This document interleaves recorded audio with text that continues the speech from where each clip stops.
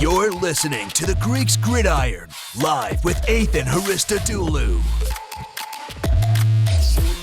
Welcome back, everyone, to more of the Greeks Gridiron. I am Ethan Haristodoulou, and today on this April 18th, 2022, we are continuing on with my On the Clock draft preview series as we discuss the New York Giants and who I think they should go after in this year's NFL draft. Now, here's the deal.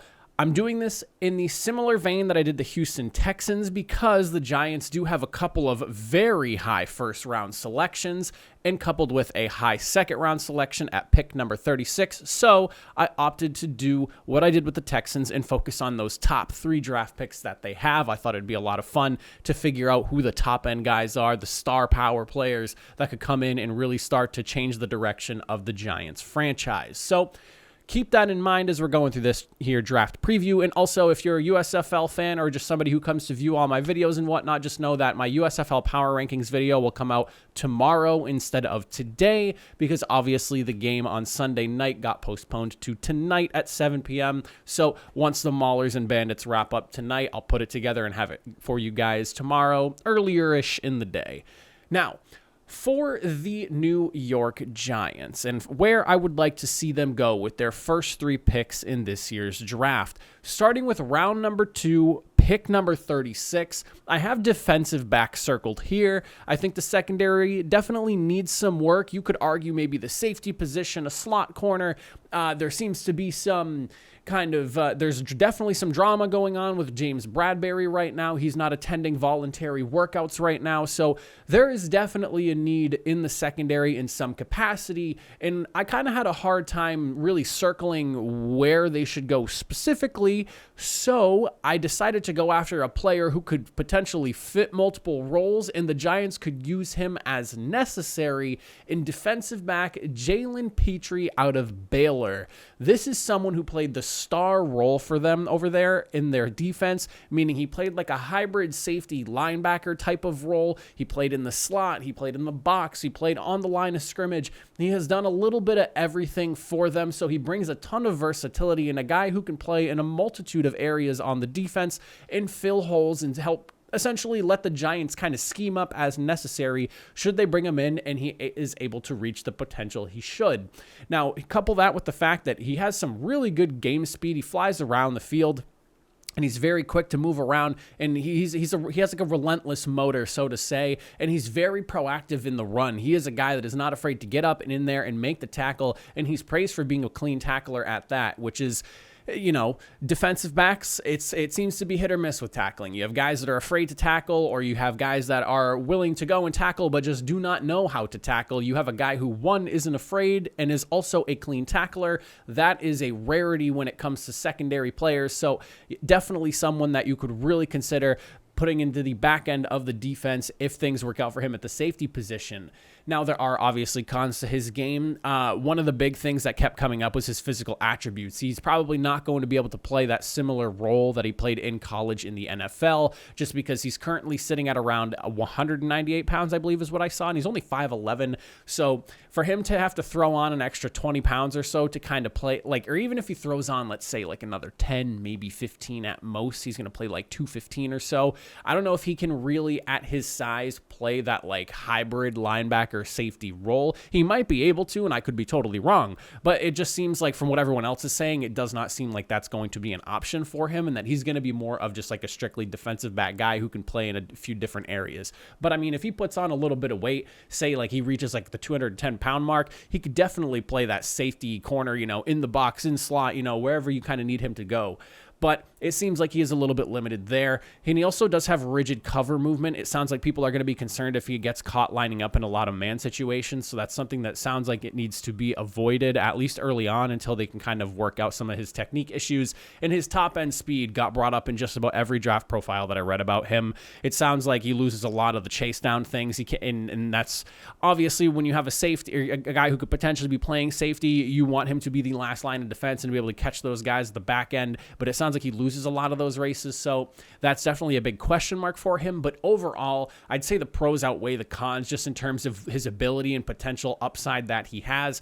Definitely a great second-round selection if he winds up being there. It sounds like he's projected somewhere around the late first to early second round, so definitely a possibility that he ends up being there. Now, moving into the first round, we'll look at round 1, pick number 7.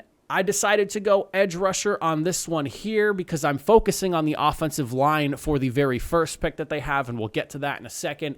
I would like to see them, and maybe I'm slightly biased here because I am a Greek guy myself, edge rusher George Carlaftis out of Purdue. This guy, he can literally line up anywhere on the defensive line if you need him to be at 275 pounds. He is athletic enough to be able to play inside, outside. He's a bull, a legitimate bull, and from what I read, he can forklift people. And if you watch some of his game tape, the words on paper translate to what you're seeing in the game here. A legitimate bull rushing guy who can plow through offensive linemen.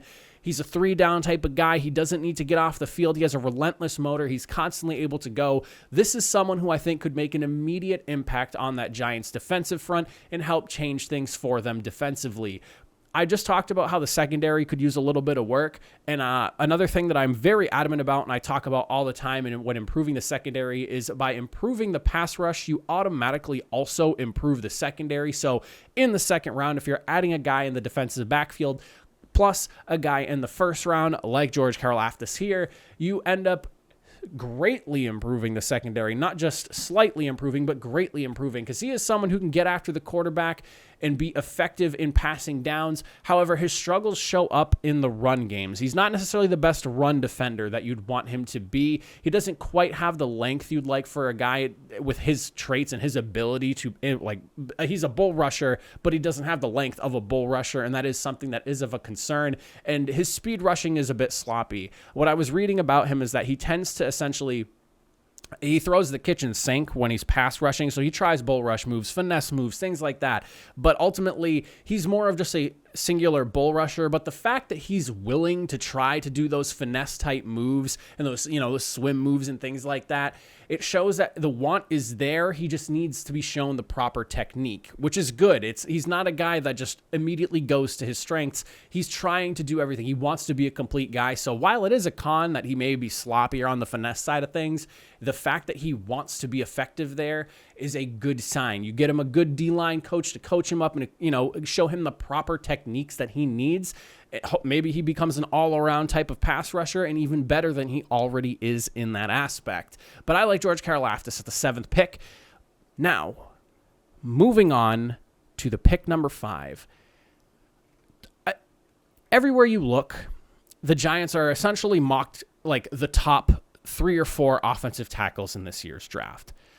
I agree with that 100%. They've got to go somewhere on the offensive line, and with the way the tackles are looking at the top end of this draft, it would make sense to go offensive tackle. You could literally go with any.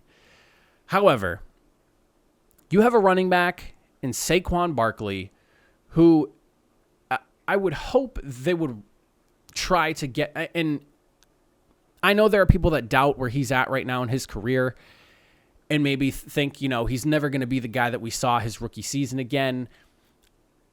Part of me wants to try to stay positive, and I hope that he can get back to that level. And I think by drafting a guy like tackle Ikem Ekwonu out of NC State could potentially do just, or at least help begin to do just that. He is the best run blocker in this draft class, the tackle position. The goal here is to, one, bring in a guy who does need some work in his pass sets. That was probably one of the biggest things, especially techniques. He struggles most notably with inside moves from defenders. And so while he does need help in the pass sets, he is a premier run blocking guy with unlimited power and play strength who will blow through defensive lines and hopefully open up those edges to his side in the running game for Saquon Barkley. I'm hoping that they are not just trying to move on from Barkley. The talent he showed when healthy early on was just incredible, and the injury bug has bit him hard. And bringing in a guy like Ekwonu could be at least the start of the solution to getting him back to where he needs to be. Now, obviously, we can't just forget about Daniel Jones in the passing game. Look, he needs to work on technique type things. He has the power, the play strength, the physical tools. He has all of that stuff, and that's stuff that you can't really teach. Some guys got it, other guys don't. Ikem has it, and if you can just, clean up his technique in the passing game, you're looking at a premier tackle in the NFL, a guy who can open up running lanes, a guy who can defend the blind side if you need him to. This is someone that I would really like to see the Giants go after. And quite honestly, even though I have edge rusher at pick number 7, I would be fine with them double dipping and going tackle, or tackle and best guard available, or maybe trading back and then going after a guard or something like that. The Giants' O-line has needed help for a while. The passing game last year was unacceptable considering the amount of money that is being spent on wide receivers over there. Let's get this O-line trending in the right direction. Ekwonu is that guy. He is that dude. Like I said, physical traits unmatched.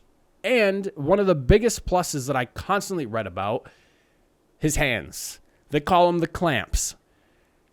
If he gets a hold of any defender, good luck. You're done. That's it. Game over. If he's clamping onto you, that guy's not going anywhere. That side is solidified. Period. End of story. Once he's got you, game over.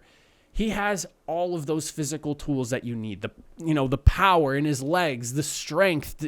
He's got everything. Bring in a guy like Ekwonu.